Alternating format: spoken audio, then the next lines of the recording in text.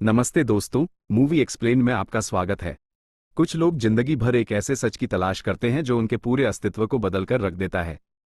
Lost के चौथे भाग की 7वीं कहानी यानी जी यून पूरे शो की सबसे ज्यादा इमोशनल, सस्पेंस भरी और रुला देने वाली कहानियों में से एक है। आज हम समझेंगे सन और जिन की एक ऐसी कहानी जहां एक तरफ आइलैंड पर मौत का साया मंडरा रहा है, तो दूसरी तरफ बाहर की दुनिया में एक ऐसा भयानक सच सामने आता है जो हर देखने वाले का दिल तोड़कर रख देता है। कहानी की शुरुआत होती है आइलैंड पर। बीच कैंप में सन अपनी प्रेगनेंसी को लेकर बहुत ज्यादा परेशान है। जूलियट सन को बताती है कि आइलैंड के एक अजीब रहस्य के कारण जो भी औरत आइलैंड पर प्रेग्नेंट होती है, वो अपनी प्रेगनेंसी के दूसरे ट्राइमेस्टर में पहुंचते ही तड़प तड़प कर मर जाती है। सन को समझ आ जाता है कि अगर वो आइलैंड से बाहर नहीं गई तो वो और उसका होने वाला बच्चा दोनों मारे जाएंगे। सन अपने पति जिन को समझाती है कि उन्हें तुरंत जॉन लॉक की बस्ती की तरफ चले जाना चाहिए, क्योंकि वही लोग आइलैंड से बचने का रास्ता खोज रहे हैं। जिन सन के लिए कुछ भी करने को तैयार हो जाता है, लेकिन जूलियट सन को रोकने की कोशिश करती है, क्योंकि जूलियट जानती है कि लॉक की बस्ती में जाना बेवकूफ़ी है और असली मदद जहाज यानी फ्रेटर वाले ही कर सकते हैं। जब सन नहीं मानती तो जूलियट एक बहुत बड़ा कदम उठाती है। जूलियट जिन के पास जाती है और उसके सामने एक कड़वा सच बोल देती है। जूलियट जिन को बताती है कि आइलैंड पर आने से पहले सन का एक दूसरे आदमी के साथ अफेयर था और सन उससे धोखा कर रही थी। ये सुनकर जिन का दिल पूरी तरह टूट जाता है। वो गुस्से में अकेले जंगल की तरफ चला जाता है, लेकिन जिन जंगलों में शिकार करते हुए और बर्नार्ड से बात करते हुए एक बात समझता है कि गलतियां इंसान से ही होती हैं और प्यार में माफ करना सबसे बड़ी बात है। जिन वापस लौटता है और सन को गले लगाकर कहता है कि वो उससे बहुत प्यार करता है और अपनी आने वाली संतान के लिए वो दोनों एक साथ हर मुसीबत का सामना करेंगे। इसी बीच उस बड़े फ्रेटर जहाज पर डेसमंड और सैयद पहुंच चुके हैं। वहां कप्तान गैरबॉट से उनकी मुलाकात होती है।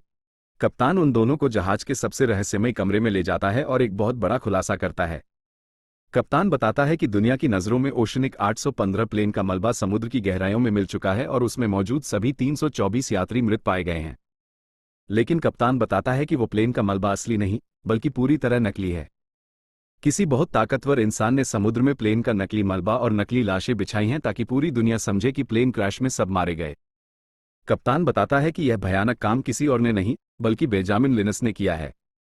इसी दौरान जहाज पर एक के बाद एक अजीब हादसे हो रहे होते हैं और सैयद को शक होता है कि जहाज पर बेन का कोई जासूस मौजूद है। तभी कप्तान के कमरे में सफाई करने वाला एक बंदा आता है। सैयद और डेसमंड जब उसका चेहरा देखते हैं तो उनके होश उड़ जाते हैं। वो बंदा कोई और नहीं बल्कि माइकल होता है। जी हाँ दोस्तों, वही माइकल जो दूसरे सीजन में अपने बेटे वॉल्ट को लेकर नाव से आइलैंड छोड़कर चला गया था। वो अब पहचान बदलकर इस जहाज पर बेन के जासूस के रूप में काम कर रहा है।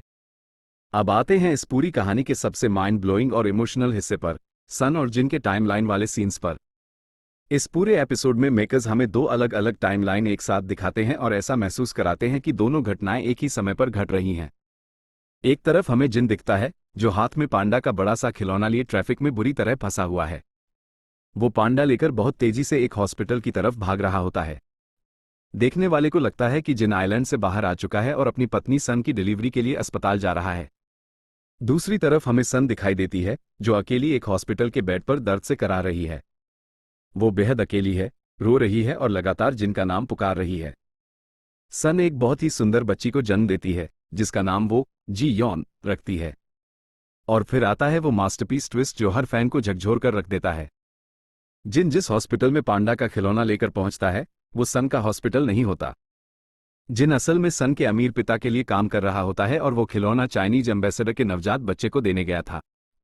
ये दृश्य जिनका पुराना फ्लैशबैक था, आइलैंड पर आने से बहुत पहले का समय, जबकि सन वाला सीन आइलैंड से बाहर आने के बाद का फ्लैश फॉरवर्ड था।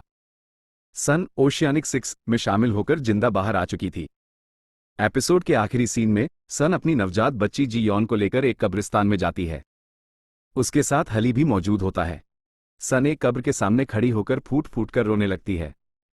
जब कैमरा घूमकर उस कब्र के पत्थर पर बने नाम की तरफ जाता है तो वहां लिखा होता है जिनसू कोन, और उस पर जिनकी मौत की तारीख वही लिखी होती है जिस दिन ओशियानिक 815 प्लेन क्रैश हुआ था।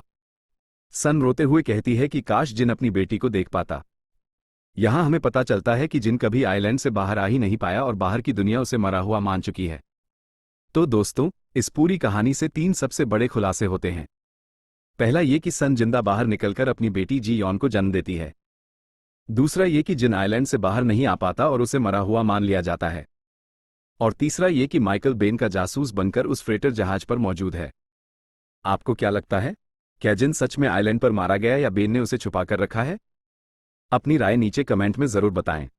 अगर आपको ये पूरा विवरण पसंद आया हो तो वीडियो को लाइक करें, शेयर करें और हमारे चैनल मूवी एक्सप्लेन को सब्सक्राइब करना न भूलें। मिलते हैं अगली कहानी के साथ, तब तक के लिए धन्यवाद।